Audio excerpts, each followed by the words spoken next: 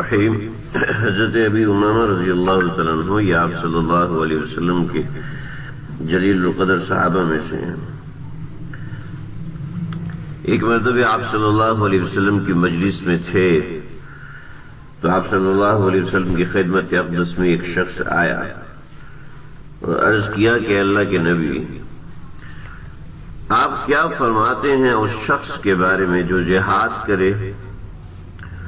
اور اس کی دو نیتیں ہوں، ایک نیت اس کی اجر کی ہو اور دوسرے اس کے ساتھ ساتھ وہ شہرت بھی چاہتا ہو،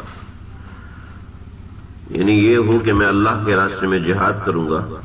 اس کے ساتھ یہ بھی ہو کہ میں لوگوں میں مشہور ہو جاؤں کہ یہ بڑا مجاہد ہے اور بڑا جان باز ہے، بڑا دشمن کا مقابلہ کرتا ہے، نڈر ہے وغیرہ وغیرہ۔ تو آپ نے فرمایا کہ اس کو کچھ بھی نہیں ملے گا، لا شیء لہ، لا شیء لہ، لا شیء لہ،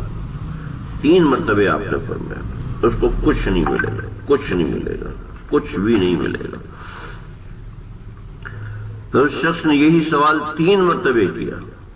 آپ نے اس کو 3 مرتبے یہی جواب دیا۔ پھر نبی اکرم صلی اللہ علیہ وسلم نے فرمایا اللہ تعالی صرف اس شخص کا عمل قبول کرتے ہیں، ان اللہ تعالی لا يقبل من العمل الا ما كان له خالصا وابتغي وجهه، کہ اللہ تعالی صرف اسی کا عمل قبول کرتے ہیں جو اللہ کی رضا کے لیے ہو اور اللہ کی خوشنودی کے لیے۔ تو یاد رکھیں یہ ایک ایسی چیز ہے کہ ہم اگر کسی بھی عمل کے اندر اپنی نیت کو خالص اللہ کے لیے رکھیں گے تو اللہ تعالیٰ اس عمل کو قبول فرماتے ہیں، اور جو عمل اللہ قبول فرما لیتے ہیں اس کا اثر ہماری زندگی میں ضرور بھی ضرور ہوتا ہے اور بہت بڑے بڑے اثرات اس کے سامنے آتے ہیں۔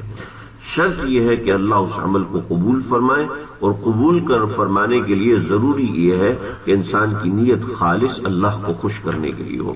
اور یاد رکھیے گا کہ نیت خالص ایک دن میں نہیں ہو جاتی، بلکہ اس کے لیے ایک وقت لگتا ہے، اس میں خلوص آتے وقت لگ جاتا ہے۔ اس کے درمیان کا جو عرصہ ہوتا ہے وہ درمیان کا عرصہ اللہ اس کو قبول فرما لیتے ہیں اپنے کرم سے، اپنے فضل سے، لیکن